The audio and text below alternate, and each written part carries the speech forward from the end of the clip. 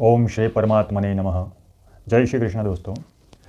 दोस्तों श्रीमद् भगवद गीता के दूसरे अध्याय सांख्य योग के 15वें श्लोक में श्री कृष्ण भगवान अर्जुन को उपदेश देते हुए कहते हैं कि स्थिर मनुष्य कैसा होता है। यम ही न व्यथयन्ते ते पुरुषम पुरुषर्षभ सम दुख सुखम धीरम सौमृतत्वाय कल्पते। कारण कि हे पुरुषों में श्रेष्ठ अर्जुन, सुख दुख में सम रहने वाले जिस बुद्धिमान मनुष्य को ये मात्रा स्पर्शा अर्थात पदार्थ विचलित अर्थात सुखी दुखी नहीं करते हैं, वह अमर होने के लिए समर्थ हो जाता है अर्थात अमर ही हो जाता है। सम दुख सुखम धीरम, धीर मनुष्य सुख दुख में सम होता है। अंतःकरण की वृत्ति से ही सुख और दुख ये दोनों अलग अलग दिखते हैं। सुख दुख के भोगने में पुरुष अर्थात चेतन हेतु है और वह हेतु बनता है प्रकृति में स्थित होने से। जब वह अपने स्वरूप में स्थित हो जाता है तब सुख दुख को भोगने वाला कोई नहीं रहता, अतः अपने आप में स्थित होने से वह सुख दुख में स्वाभाविक ही सम हो जाता है। यम ही न व्यथयन्ते ते पुरुषम पुरुषर्षभ, धीर मनुष्य को ये मात्रा स्पर्शाए अर्थात प्रकृति के मात्र पदार्थ व्यथा नहीं पहुंचाते हैं। प्राकृत पदार्थों में संयोग से जो सुख होता है वह भी व्यथा ही है, परंतु जिसकी दृष्टि समता की तरफ है उनको ये प्राकृत पदार्थ सुखी दुखी नहीं कर सकते। समता की तरफ दृष्टि रहने से अनुकूलता को लेकर उस सुख का ज्ञान तो होता है, पर उसका भोग न होने से अंतःकरण में उस सुख का स्थायी रूप से संस्कार नहीं पड़ता। ऐसे ही प्रतिकूलता आने पर उस दुख का ज्ञान तो होता है, पर उसका भोग न होने से अंतःकरण में उस दुख का स्थायी रूप से संस्कार नहीं पड़ता। इस प्रकार सुख दुख के संस्कार न पड़ने से वह व्यथित नहीं होता। तात्पर्य यह हुआ कि अंतःकरण में सुख दुख का ज्ञान होने से वह स्वयं दुखी सुखी नहीं होता। सौमृतत्वाय कल्पते, ऐसा धीर मनुष्य अमरता के योग्य हो जाता है अर्थात उसमें अमरता प्राप्त करने की सामर्थ्य आ जाती है।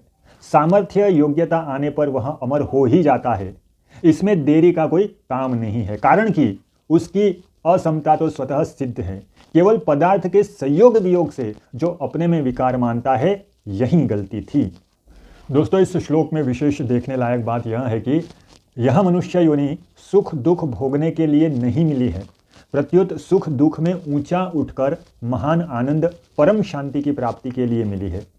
जिस आनंद सुख शांति के प्राप्त होने के बाद और कुछ प्राप्त करना बाकी नहीं रहता है।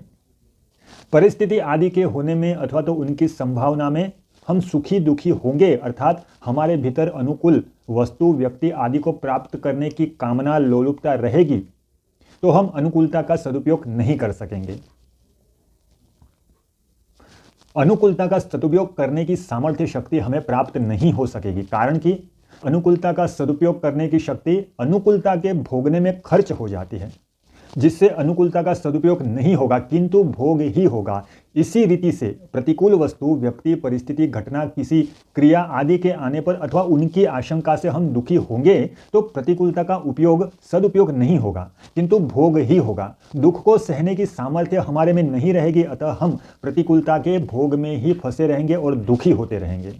अगर अनुकूल वस्तु व्यक्ति परिस्थिति घटना आदि के प्राप्त होने पर सुख सामग्री का अपने सुख आराम सुविधा के लिए उपयोग करेंगे और उससे राजी होंगे तो यह अनुकूलता का भोग हुआ, परंतु निर्वाह बुद्धि से उपयोग करते हुए उस सुख सामग्री को अभावग्रस्तों की सेवा में लगा दो तो यह अनुकूलता का सदुपयोग हुआ।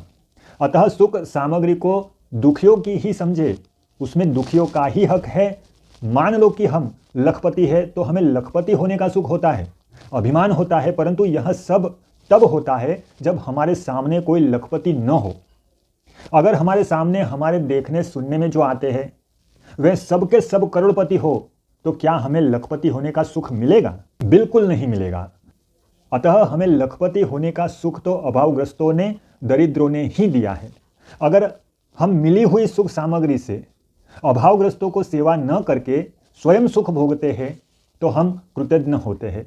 इसी से सब अनर्थ पैदा होते हैं, कारण कि हमारे पास जो सुख सामग्री है वह दुखी आदमियों की ही दी हुई है। अतः उस दुख सामग्री को दुखियों की सेवा में लगा देना हमारा कर्तव्य है। अब विचार यह करना है कि प्रतिकूलता का सदुपयोग कैसे किया जाए। दुख का कारण सुख की इच्छा आशा ही है। प्रतिकूल परिस्थिति दुखदायी तभी होती है जब भीतर सुख की इच्छा रहती है।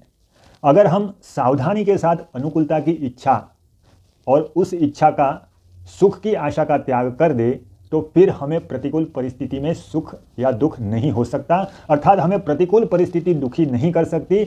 जैसे रोगी को कड़वी से कड़वी दवाई लेनी पड़े तो भी उसे दुख नहीं होता, प्रत्युत हम बात को लेकर प्रसन्न होते हैं कि इस दवाई से मेरा रोग नष्ट हो रहा है।